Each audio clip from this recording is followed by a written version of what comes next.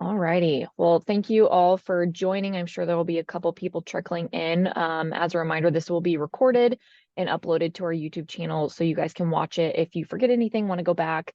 And Danny's also going to be making a like a recap sheet so you guys have a one pager for that. So we have with us Dani. I've mentioned her name a couple times, Dani Higgins. She is a dietetic intern at the University of Nebraska right now. She is getting her hours to become a registered dietitian. So she's spending the past 3 weeks with us here at Duncan. And so today she's going to be talking about how we can eat to promote our brain health or that cognitive health. And so feel free throughout to send questions through the chat so we can answer them at the end. And with that, I will turn it over to Dani. All right. Hello. So, like Peyton said, I'm Dani Higgins, and I'm a dietetic intern here doing a rotation at Duncan. So, I've been working with Peyton the last few weeks, and it's been really interesting just to learn everything and learn from her. So let me just add some more people here in the waiting room.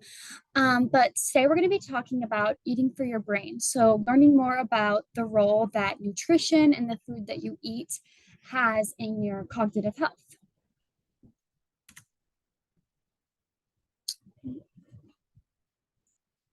All right. So before we kind of dig into the main points that I have for this presentation, what even is cognitive function? So what do I mean when I'm using this term? I'm going to be using this throughout the presentation. So kind of just give you guys a little definition of what it is. It's basically all of the tasks that your brain does kind of subconsciously.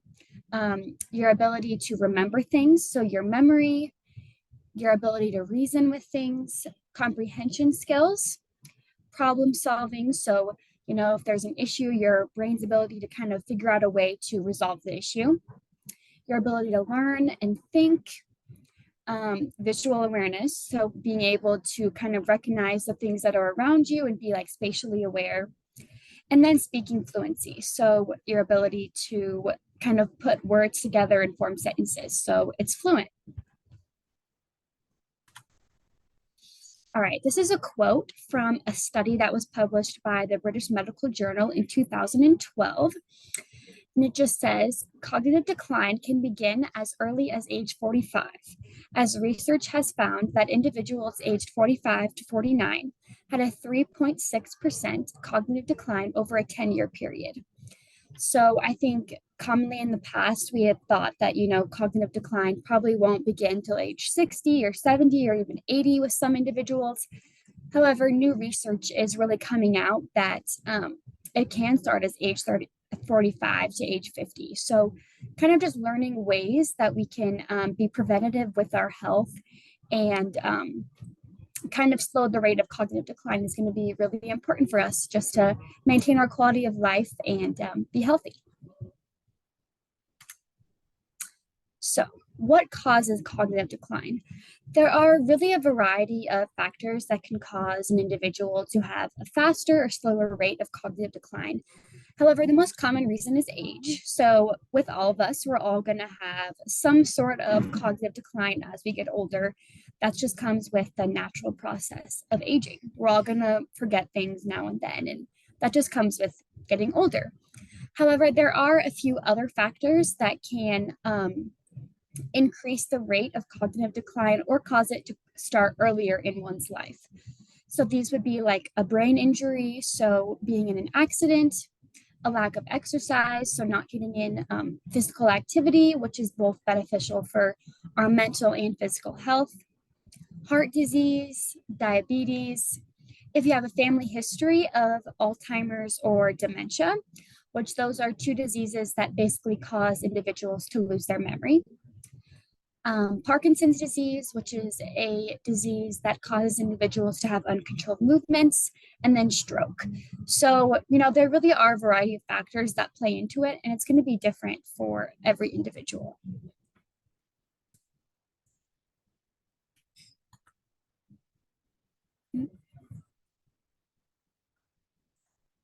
All right, so kind of now looking into the specific topics that we're going to be talking about today.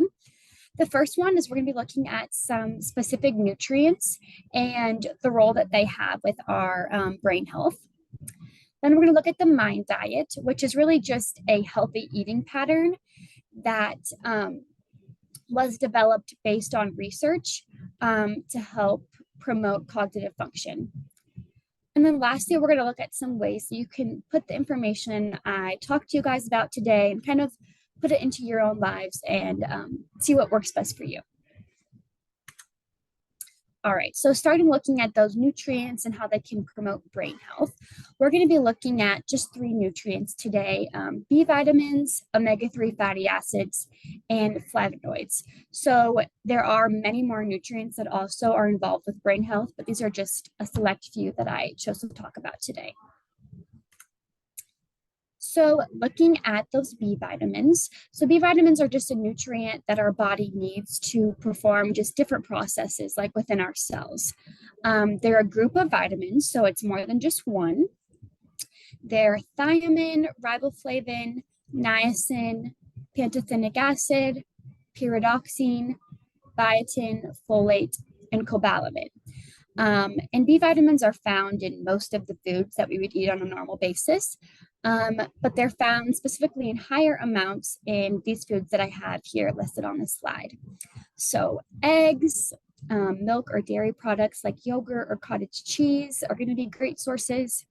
Fish, specifically salmon, poultry, so like your chicken or turkey, cereals, chickpeas, whole grains, so whole grain bread, whole grain pasta, whole grain cereal, sunflower seeds, and broccoli. So you really can get good sources of B vitamins from a variety of foods. Oh.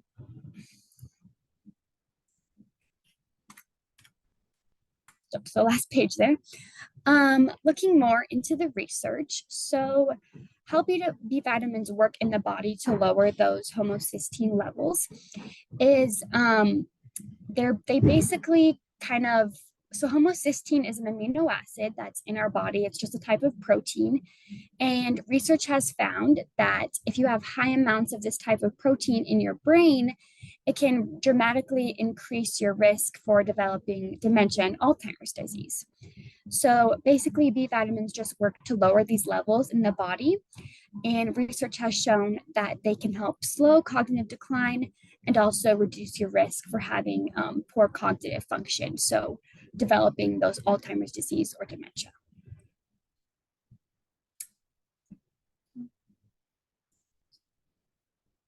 Okay. So now looking onto the next nutrient, so omega-3 fatty acids. So this is just really a type of unsaturated fat that our body needs to perform various metabolic processes. A fun fact is that our brain is actually made up of nearly 60% fat. So over half of our brain is fat. So it's really important that we consume healthy fats and healthy amounts of fat to ensure that our brain maintains that good function and also to support the overall structure of our brain. So here at the bottom, I just once again have some food sources of omega-3 fatty acids. So it's found in a lot of fish, so like salmon, tuna, sardines, also in nuts and seeds like walnuts and flaxseed, and also soybeans. Olive oil is also going to be a good source of omega-3 fatty acids that we typically might consume in our diet. So looking more into the research with how omega-3 fatty acids work, so it's actually been found that consuming higher amounts of omega-3 fatty acids can actually increase the amount of blood hemoglobin saturation in the brain. Now that's kind of a long phrase, but hemoglobin is just a cell that carries oxygen. So when you have higher amounts of this cell that carries oxygen, it can increase our blood flow to the brain and also the oxygen circulation to the brain. So that's just going to overall help with our brain's ability to perform out just simple daily tasks. So they help improve our memory and our ability to learn, reduce the cognitive decline, so reduce the rate that cognitive decline is occurring at, inhibit brain cell death, which is going to be really important because we don't want our brain cells to die, and then also reduce inflammation of the brain. So once again, just overall, just really going to help promote your brain health and keep it healthy.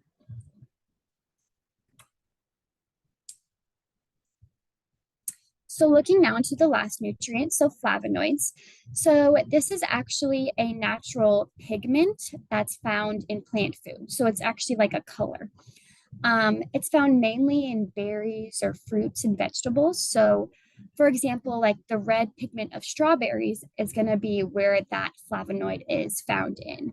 Similar for blueberries, that blue pigment is where this nutrient is going to be found in. So once again, it's found in a variety of sources, but mainly those berries. So like the strawberries, blueberries, blackberries. Also, it's found in dark chocolate, artichokes, and green tea and onion. So a variety of foods that it's found in that you guys can get a high content of flavonoids. So research has actually shown that consuming just a few extra servings of foods that have high flavonoid content can do a variety of things for your brain health. So it can lower your odds of cognitive decline, increase blood flow to the brain. So once again, helping your brain to get the nutrients that it needs through your blood, delay memory decline, and increase cognitive performance. So allow you to perform better and maybe learn things easier or think through things a little bit better. There was actually a research study that came out that followed individuals through about like a 20-year period. And it found that individuals who consume just 2 extra servings of strawberries and blueberries a day delayed their cognitive decline by 2.5 years. So that just kind of goes to show you the impact that consuming these types of foods can have on your overall cognitive function.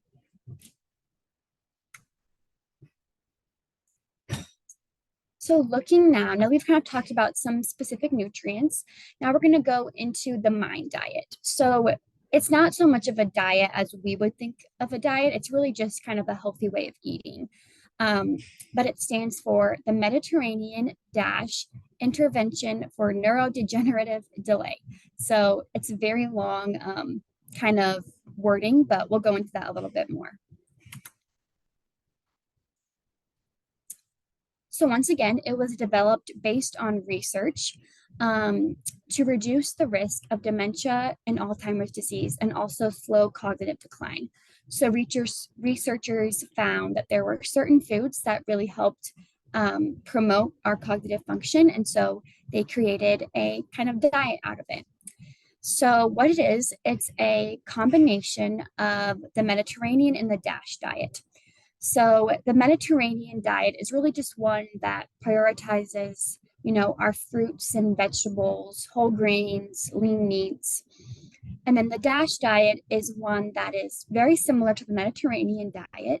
So still prioritizing those fruits and veggies, but also limiting foods that have high cholesterol, high sodium or salt, and saturated fats. So I have a graphic on this next page here that'll give a little bit better of kind of understanding of what this looks like. So once again, it's just really a healthful eating pattern. So the graphic I have here is actually the Mediterranean diet, but it really gives you kind of a good, kind of shows you what it would look like. So at the foundation, we kind of have daily physical activity. So getting in that exercise, that's going to be really important for kind of all aspects of health for our bodies.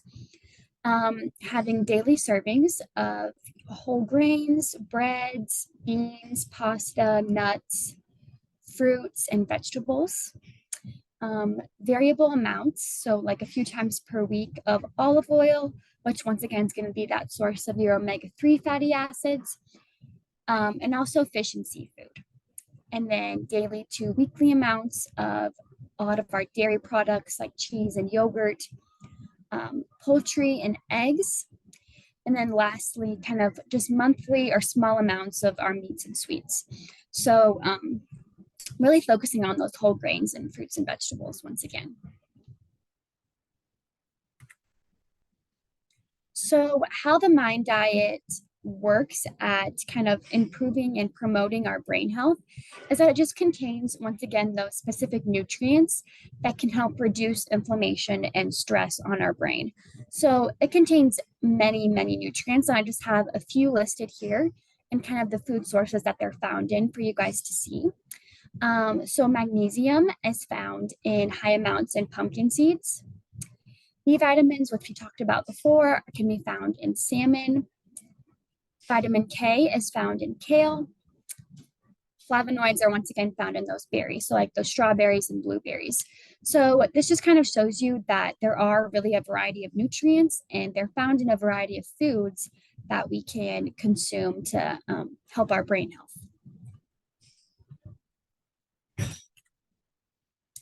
All right, so looking just into a little bit more regarding the research.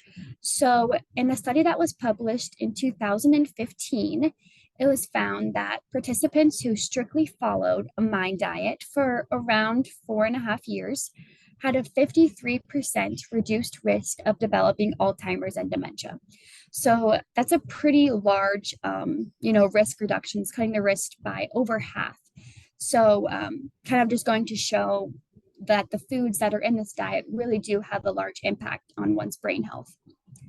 Additionally, even participants who only moderately followed the diet, so only followed it maybe a few times per week, had a 35% lower rate of developing those diseases. So, once again, just showing that, in any amount that you choose to kind of incorporate these foods into your life, it can still have a pretty substantial effect on your brain health. All right, and then there's some additional benefits of kind of adding or consuming more foods from the mind diet into your life. So not only does it really help with your brain health, it can also do a variety of other things. So it can help improve your heart health. So if you have maybe a history of stroke or heart attack, it can possibly like lessen the likelihood that those events would occur again. Reduce blood sugar levels. So especially this is going to be important for people that have diabetes. So just helping stabilize those blood sugar levels and keeping them in the normal range. Lower blood pressure, so it can help once again kind of with that heart health, promote healthy aging, and then also reduce the risk of being overweight or obese. So once again, kind of just focusing on an overall aspect of health that can really do a variety of things for your body in keeping you healthy. So now that I've given you guys all this information, we're going to look at just some ways that it might help you guys put it into practice and incorporate it into your daily lives. So what am I saying? So I'm not saying that you need to completely drop what you're doing now and like start following this mind diet to improve your cognition. You definitely don't need to do that. But just simply try adding foods from this diet into your life or eating them more. So maybe if you think that, oh, I haven't really been eating a lot of berries, maybe try just adding a few servings of those in at dinner time a few times a week. Or if you don't think you're getting very many vegetables, having those as a snack or a side dish at a meal is a really easy way just to kind of sneak them in there.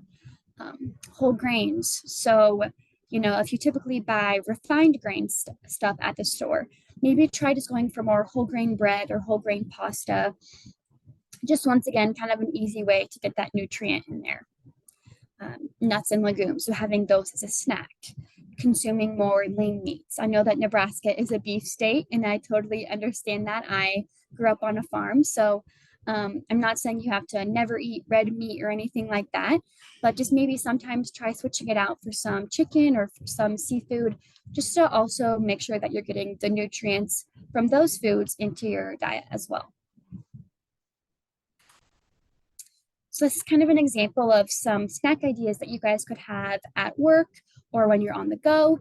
So, instead of going for snacks that may have high amounts of sugar or saturated fat, like chips or cookies, you can try one of these sometimes. So carrots with peanut butter. So you're getting that vegetable in, and also you're getting some nuts with the peanut butter. Mixed nuts as a snack. Um, a whole grain sandwich with lean meat. So you're getting that whole grain, and then you can add some, lettuce or tomato to get those vegetables in there as well. Having an apple or strawberries as a snack, or an after dinner snack, even. And then popcorn with sea salt. So popcorn is actually 100% whole grain. So it's a really kind of easy and just a really easy option for you guys to get that whole grain in your diet. And it's really easy to have on the go as well. So, in general, just remember everything in moderation. And if you would like to kind of add some of these foods into your life, just add them slowly and add them in a way that it's sustainable for you. So, just, yeah, so everything in moderation. And yeah, so I just wanted to say thank you all for attending this presentation and letting me talk to you a little bit more about the role that nutrition can have in your health. And if you have any questions, I'd be more than happy to answer them. Right. If you guys have any questions, feel free to ask them in the chat. You can also turn your mic on and ask them out loud as well. We'll give a couple seconds here to see if anything comes through. But yes, as a reminder, this has been recorded and it will be uploaded to our YouTube channel. So I'll send out an email to everybody with the link to that so you guys can come back and watch it. And again, Dani's created a graphic for you guys, kind of like a one-pager with a snippet of all the information she talked about today to hopefully have a more tangible, quick way to see that information. So, yeah, perfect. Alrighty, well, I don't see any questions come through. So thank you guys again for attending, and we will see you on the next one.